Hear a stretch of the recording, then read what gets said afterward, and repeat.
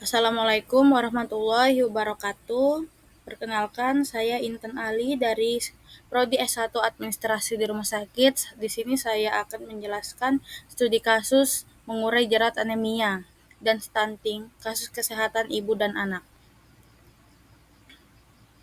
Di sini ada pendahuluan. Anemia dan stunting merupakan dua masalah kesehatan yang saling berkaitan dan berdampak besar terhadap kualitas, generasi, masa depan anemia pada ibu hamil, terutama yang disebabkan oleh kekurangan zat besi, dapat mengganggu pertumbuhan janin dan meningkatkan risiko kelahiran bayi. Dengan berat badan rendah, kondisi ini menjadi salah satu faktor pemicu terjadinya stunting, yaitu gangguan pertumbuhan anak yang ditandai dengan tinggi badan di bawah standar usia. Nah, di sini ada uraian kasus di sebuah desa di Kalimantan Timur ditemukan prevalensi anemia pada ibu hamil sebesar 40% dan anemia pada balita sebesar 30%. Kondisi ini berdampak langsung terhadap tingginya angka stunting pada anak usia di bawah 5 tahun. Studi lapangan mengungkapkan bahwa masalah ini bukan hanya medis, tetapi juga dipengaruhi oleh berbagai faktor sosial dan lingkungan. Selanjutnya di sini ada identifikasi determinan kesehatan. 1. Faktor lingkungan, 2. Faktor perilaku, 3. Faktor genetik, 4. Faktor kesehatan, 5. Faktor sosial ekonomi. Analisis per faktor.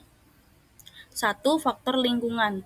Masalah akses air bersih terbatas, penggunaan air sungai untuk kebutuhan harian, dampaknya meningkatkan risiko infeksi saluran cerna dan penyakit parasit yang mengganggu penyerapan zat gizi penting seperti zat besi dan protein. Analisis lingkungan yang tidak akan memperburuk status gizi ibu dan anak, memperbesar risiko anemia dan stunting. 2. Faktor perilaku. Di sini ada masalah pola makan rendah protein hewani, ibu hamil takut minum tablet tambah darah. Dampaknya asupan zat besi dan protein tidak mencukupi, menyebabkan anemia pada ibu dan gangguan pertumbuhan janin. Analisis perilaku yang dipengaruhi oleh kurangnya edukasi gizi dan mitos kesehatan berkontribusi langsung terhadap jerat gizi buruk. Lalu di sini ada faktor genetik. Masalah riwayat keluarga dengan anemia kronis, dampak kemungkinan predisposisi genetik terhadap gangguan penyerapan zat besi atau produksi hemoglobin. Analisis walaupun tidak dominan, faktor genetik dapat memperkuat risiko anemia dan mempengaruhi tinggi badan anak secara herediter. Lalu di sini ada analisis per faktor 4. Faktor pelayanan kesehatan, masalah tentang gizi terbatas, layanan ANC tidak tersedia setiap hari, dampak pemantauan kehamilan dan edukasi gizi tidak optimal, intervensi terlambat, analisis sistem pelayanan yang lemah memperburuk deteksi dini dan penanganan anemia serta stunting, terutama di daerah terpencil. 5. Ada faktor sosial ekonomi, masalah pendapat rendah, pekerjaan sebagai buruh dan petani, dan layanan kesehatan berkualitas. Analisis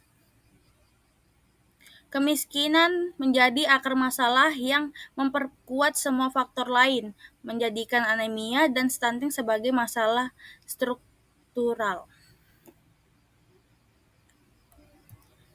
Lalu di sini ada rekomendasi intervensi. 1. Penguatan manajemen pelayanan gizi. Strategi penyusunan SOP pelayanan gizi ibu hamil dan balita di fasilitas kesehatan. Tujuan meningkatkan kualitas edukasi dan pemantauan status gizi. Langkah integrasi layanan gizi dalam kunjungan ANC dan posyandu serta pelatihan kadar gizi. 2. Optimalisasi sistem informasi kesehatan ibu dan anak atau SIKIA Strategi digitalisasi pencatatan status anemia dan stunting tujuannya mempermudah pemantauan, pelaporan, dan pengambilan keputusan berbasis data. Langkahnya adalah pelatihan staf administrasi dan tenaga kesehatan dalam penggunaan sistem digital.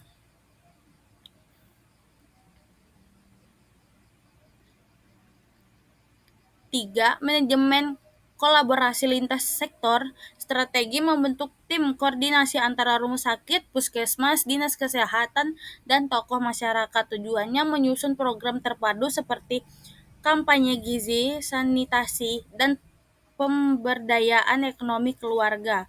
Langkahnya rapat koordinasi rutin dan pelibatan stakeholder lokal. 4. Perencanaan program edukasi gizi berbasis komunikasi sistem, penyusun modul edukasi gizi untuk ibu hamil dan balita. Tujuan meningkatkan pengetahuan dan kepatuhan terhadap konsumsi tablet tambah darah dan MPASI. Langkah pelatihan kader kesehatan dan monitoring efektivitas program. 5. Manajemen SDM kesehatan. Strategi analisis kebutuhan tenaga gizi dan pencernaan. Rekrutmen atau pelatihan internal. Tujuan menjamin ketersediaan tenaga kompeten dalam pelayanan gizi ibu dan anak. Langkah koordinasi dengan bagian kepegawaian dan dinas kesehatan. Di sini ada kesimpulan. Studi kasus di Kalimantan Timur menunjukkan bahwa anemia pada ibu hamil dan stunting pada anak balita merupakan dua masalah kesehatan yang saling berkaitan dan membentuk lingkaran gizi buruk. Anemia selama kehamilan dapat menyebabkan gangguan pertumbuhan janin yang berujung pada kelahiran anak dengan berat badan rendah dan resiko tinggi mengalami stunting. Demikian pemaparan dari saya. Semoga materi ini dapat menjadi kontribusi nyata dalam upaya meningkatkan derajat kesehatan ibu dan anak di Indonesia. Terima kasih atas perhatiannya dan kesempatannya.